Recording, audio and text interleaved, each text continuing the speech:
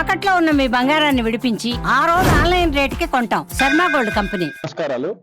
ఈరోజు ఉదయం ప్రముఖ క్రైస్తవ వక్త, డిబేటర్, మంచి ప్రసంగికులు, రక్షణ టీవీ వేదికగా అనేకమైనటువంటి చర్చా వేదికలు నిర్వహించినటువంటి ప్రముఖ క్రైస్తవ ప్రసంగికులు, సేవకులు ప్రవీణ్ పగడాల గారు అనుమానాస్పదంగా మృతి చెందడం జరిగింది.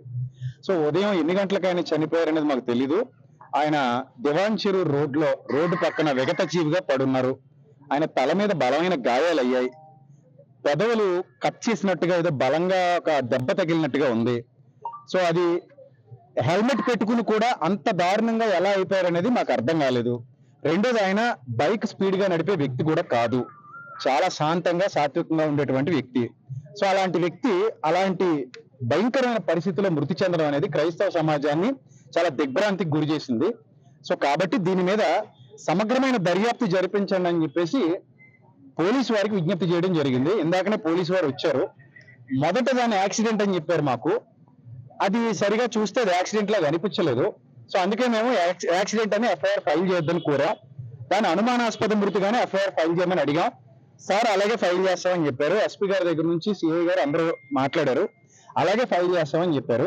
మీడియా ముఖంగా మేము కోరుకునేది ఏంటంటే, ఈరోజు పొద్దున కొంతమంది ఆయన మరణాన్ని బట్టి ఎవరు చంపేశారో అన్నట్టుగా కొన్ని పోస్టులు పెట్టారని, మళ్ళీ డిలీట్ చేశారని విన్నాం. దయచేసి ప్రభుత్వాలు మీడియా ద్వారా స్పందించి ఈ మృతి వెనక ఉన్న చీకటి కోణాలు ఏమైనా ఉంటే వాటిని సమగ్ర దర్యాప్తు చేసి బయటికి తీసుకురావాలని చెప్పేసి మేము కోరుతున్నాం. అలాగే క్రైస్తవుల మీద ఎంతమంది నోరు పారేసుకుంటున్నారో నిన్న కూడా ఎస్పీ గారికి కంప్లైంట్ చేయడం జరిగింది కొంతమంది వ్యక్తుల గురించి. సో ఎవరు ప్రోద్బలమైనా దీని వెనక ఉందా, నిజంగానే యాక్సిడెంట్ జరిగిందా, ఒకవేళ యాక్సిడెంట్ జరిగితే అక్కడ ఏ ఆనవాళ్లు లేకుండా ఎందుకు ఉన్నాయి, బైక్ ఆయన మీద ఎందుకు పడిపోయింది, అది జారిపోయినట్టుగా ఎందుకు అక్కడ ఏ విధమైన మార్క్స్, టైర్ మార్క్స్ కానీ ఎందుకు లేవు, ఇవన్నీ మేము వ్యక్తం చేస్తున్నటువంటి అనుమానాలు.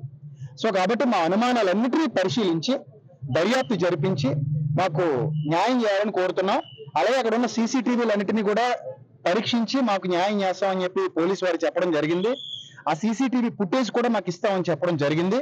సో దీని మీద కూడా వారు చక్కగా కూలంకషంగా దర్యాప్తు చేసి ఏ విధమైన ప్రలోభాలకి గురి కాకుండా మాకు మీడియా వారు, పోలీసు వారు అందరూ కూడా మాకు సహకరించాలని మనస్ఫూర్తిగా కోరుకుంటూ మా క్రైస్తవుల ఆవేదన ఇది అని మీకు తెలియజెప్తున్నాం. సో అది ఇంతవరకు మాకు తెలియదు. దివాన్ చెరువు దగ్గర ట్రేస్ అయిందండి. ఆయన ఎందుకు వచ్చారనేది ఇంకా తెలియదు. వాళ్ళ ఫ్యామిలీ వస్తున్నారు హైదరాబాద్ నుంచి. వాళ్ళు వచ్చిన తర్వాత చెప్తారు. వాళ్ళ కోఆర్డినేటర్ కానీ ఇక్కడ ఉన్నారు రాజమండ్రిలో. ఆయన చెప్పడం ఏంటంటే, నిన్న సాయంత్రం నుంచి ఫోన్ చేస్తున్నాడట ఆయనకి. ఎన్నిసార్లు ఫోన్ చేసినా లిఫ్ట్ చేయలేదని చెప్పాడు. వాళ్ళిద్దరూ చాలా క్లోజ్. సో ఆ వ్యక్తి ఎన్నిసార్లు ఫోన్ చేసినా కూడా ప్రవీణ్ అన్న లిఫ్ట్ చేయలేదట. మరి నిన్ననే బయలుదేరా, విజయవాడ నుంచి బయలుదేరారని విన్నామండి. అంటే ఆయన ఎప్పుడు బైక్ రైడ్ చేయరండి అసలు. యాక్చువల్లీ కార్ మీద, ఫ్లైట్ మీద జర్నీ చేస్తారు. సో మరి ఆయన ఎందుకు బైక్ మీద వచ్చారనేది కూడా మాకు అనుమానంగానే ఉంది. ఆ బైక్ ఆయన మీద ఎందుకు పడుకుని ఉంది అనేది మాకు అనుమానంగా ఉంది. ఆ ఫేస్ మీరు చూస్తే ఆశ్చర్యపోతారు. మీకు కొన్ని ఇమేజెస్ మా వాళ్ళు ఇస్తారు, ఇప్పుడు మీరు దయచేసి మీరు తీసుకోండి.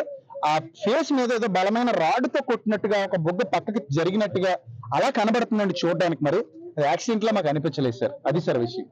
ఆ ఫోటో సార్ చెప్పిన